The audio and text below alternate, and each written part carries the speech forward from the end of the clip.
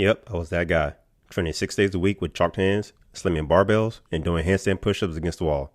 Doing Metcons always left me on the floor gassed out, and in my 30s it worked. I felt unstoppable. I used to walk into the gym and attack every workout like it was competition day. Then somewhere around 40, my body just stopped cooperating. My shoulders wouldn't lock out anymore. My back had pain after every deadlift workout and stayed tight for days at a time. Look, I told myself the same thing most CrossFitters tell themselves. I need to push harder, recover better, or maybe I'm just getting older and that's what happens. That was a lie. And what actually fixed it had nothing to do with working out harder. Here's what I didn't understand back then.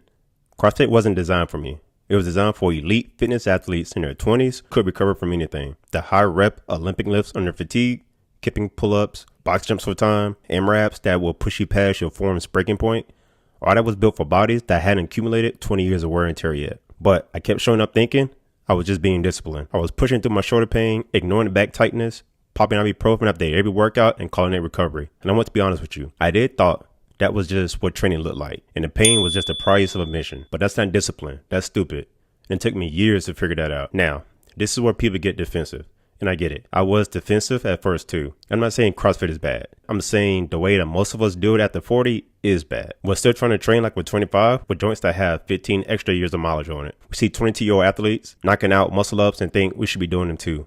But we ignore the fact that our recovery window is twice as long and our connective tissue is half as forgiving. And the fitness industry makes this worse. You go on YouTube, search training over 40, and you get one of two things. A 25-year-old influencer telling you to push harder and stop making excuses. Or a physical therapist telling you to do chair exercises, walk more, and never lift heavier again. Neither one of these work for someone who still wants to train like an athlete. The people who's been grinding out CrossFit for 10 years or more doesn't want to hear just walk more. And the guy with 2 rebuilt shoulders can't just push harder. There's a space in between, and that's where the fix lives. Now here's the part that should scare you. If you keep doing high rep Olympic lifts under fatigue after 40, you're not building fitness anymore. You're just accumulating damage at that point. The difference between workout soreness and actual injury at this age is razor thin. Your tendons and ligaments lose elasticity as you age. Recovery from high intensity and metabolic conditioning, the kind where your heart rate sits at 90% for 20 minutes, takes twice as long after 40 as it did at 30. Your CNS, or your central nervous system, cannot handle the same training density it could a decade ago. And when the injury finally comes, and trust me, it will sooner or later, you will lose everything you worked so hard for. I'm talking months of progress. Your fitness baseline, your mental health, your identity. I've seen people walk away from training entirely because of one bad rep at 43, took them out for 6 months and then never found their way back in the gym. They lost their passion and joy for working out. This is not about being tough. It's about being smart enough to still be training at 50, 60, and 70 years old. Look, I did 15 years in the Army, and I spent years after the military trying to train like an operator.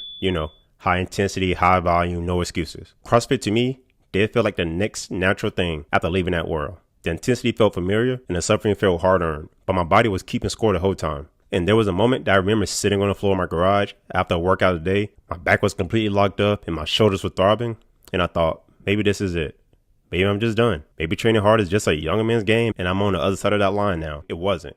But I did have to completely tear down how I trained and rebuild it from the ground up. And what I landed on wasn't softer training.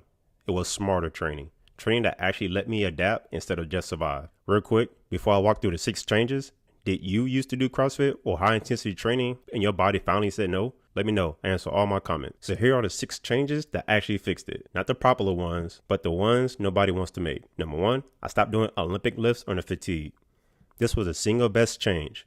Snatches and cleans are the most technical demanding lifts in the gym. Doing them in a Metcon for time when you're already gassed, that's not training anymore. That's gambling with your life. Now, I'm doing technical lifts fresh. First thing in a workout. Low reps, controlled with full attention. And I never do them in a conditioning circuit. The injury risk isn't worth the whiteboard score. Number 2, I replace high impact movements with low impact versions that deliver the same result. For example, instead of box jumps, it became box step ups. Kipping pull-ups became strict pull-ups, and with the band if needed. Burpees became either sled pushes or burpees with no jumps. The heart rate is the same. The conditioning effect is the same, but my joints aren't absorbing the impact 5 days a week. Number 3, I stopped training to failure every workout.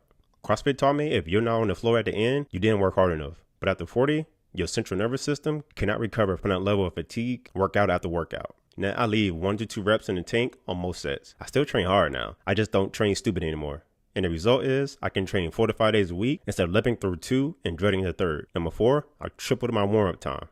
15 years ago, 10 minutes felt like a waste of time. Now I spend 15 to 20 minutes on mobility work, activation drills, and movement prep before I even look at a barbell or a piece of equipment. The difference is my joints are feeling better during and after a workout, which is the difference between dreading training and looking forward to it. Number 5, I started periodizing my intensity. Now every week is a gain week anymore. Now I still have my heavy sets and deload weeks, high intensity days and low intensity recovery days. The body needs waves of stress and recovery to adapt. Now at the 40, that recovery wave has to be longer and intentional. You cannot redline every workout and expect to keep the engine running. Number 6, I stopped comparing myself to the 25-year-old guy in the gym. This was the hardest one because ego is what gets you hurt more than anything else. The weight on the bar doesn't know how old you are, and the guy next to you that you're trying to compete against doesn't have your injury history, your surgical repairs, or your mileage. Train the body you have now, not the body you remember having at 28.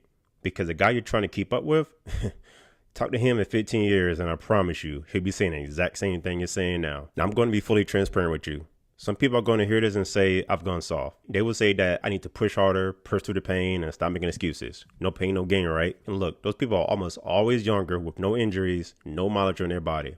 But talk to me again in 15 years and see if you believe the same thing you do now. Because the truth is, what I'm describing isn't softer training. It's sustainable training. It's training designed to build you up instead of break you down. The people who are training you to sustain are the ones still doing it at 50, 60, and 70 years old. While the guys who are so-called soft or at home with a blown out shoulder or a rat back in a gym membership they don't even use anymore. Listen, the goal was never to be fit at 30. The goal was to still be training hard at 60.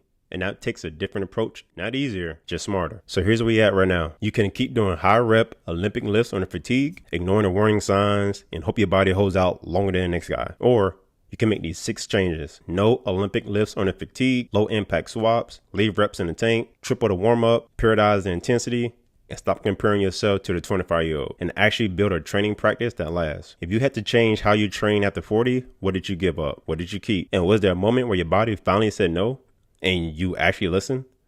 Drop it in the comments. I answer all my comments.